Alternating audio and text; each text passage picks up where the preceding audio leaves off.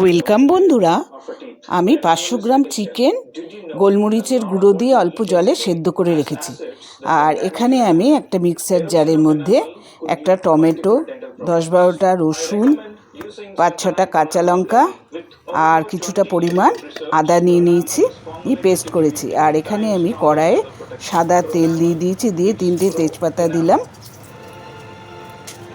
দিয়ে এলাচ লং দারচিনি দিয়ে গোটা জিরে দিয়ে ওটা আমি ফোড়ন দিয়ে ওটা আমি নেড়ে চেড়ে তৈরি করছি। মশলার খুব সুন্দর গন্ধ বেরিয়েছে। এরপরে আমি 4টে মিডিয়াম সাইজের পেঁয়াজ কেটে রেখেছিলাম, ওই পেঁয়াজগুলো দিয়ে দিলাম। আপনারা দেখুন আমি কীভাবে বানাচ্ছি, অবশ্যই আপনারা কমেন্টে লিখে জানাবেন। খুব টেস্টি হয় খেতে এটা, আপনারা বানিয়ে অবশ্যই দেখুন। এবার বাটা মশলাটা ওর মধ্যে দিয়ে দিয়েছি। এর মধ্যে আদা, টমেটো, কাঁচা লঙ্কা আর রসুন দিয়ে পেস্ট করে রেখেছি, সেই পেস্টটা দিয়ে দিলাম।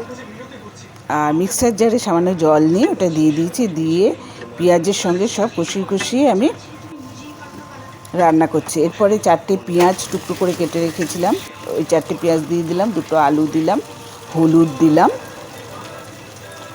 ধনে গুঁড়ো, জিরে গুঁড়ো, কাশ্মীরি লঙ্কা গুঁড়ো আর নুন দিয়ে দিয়েছি।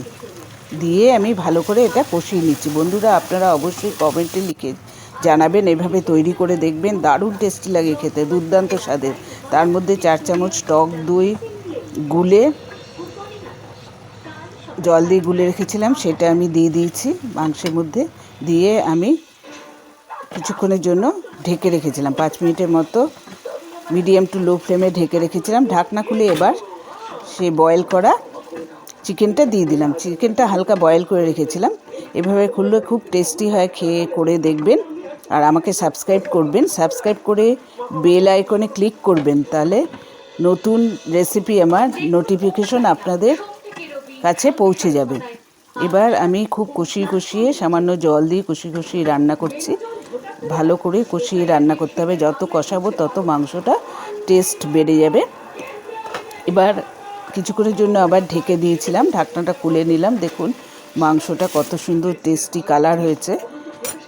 এবার সামান্য ওর মধ্যে পরিমাণ মতো জল দিয়ে দিলাম, জলটা ফুটে আমার মাংসের কারি প্রায় তৈরি হয়ে এসছে। এর মধ্যে ধনেপাতা দিলাম আর গরম মশলা দিয়ে দিলাম, দিয়ে আমি আবার ওটা ঢেকে দিয়েছি। ঢেকে আমার কারি তৈরি হয়ে গেছে, চিকেনের কারি তৈরি হয়ে গেছে।